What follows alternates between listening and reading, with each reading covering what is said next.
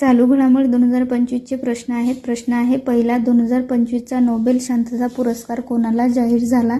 तर मारिया माचाडो यांना जाहीर झाला. प्रश्न क्रमांकानंतर आहे दुसरा, जागतिक टपाल दिन केव्हा साजरा केला जातो? तर तो 9 ऑक्टोबरला साजरा केला जातो. प्रश्न क्रमांकानंतर आहे तिसरा, जागतिक मानसिक आरोग्य दिन केव्हा साजरा केला जातो? तर 10 ऑक्टोबरला साजरा केला जातो. प्रश्न क्रमांक आहे चौथा, ब्रिटन देशाचे पंतप्रधान भारत दौऱ्यावर आले, त्यांचे नाव काय? तर त्यांचं नाव आहे केअर स्टारमर.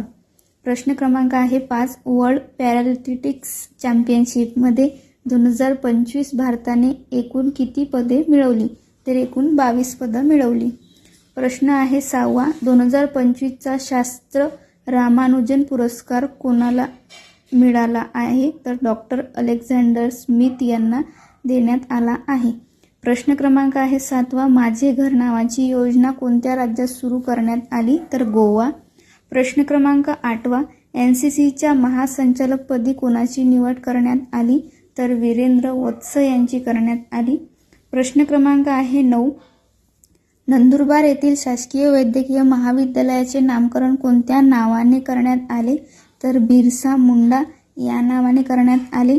प्रश्न क्रमांक आहे 10, बिहार राज्यात एकूण किती जागांसाठी निवडणूक पार पडत आहे? तर 243 जागांसाठी.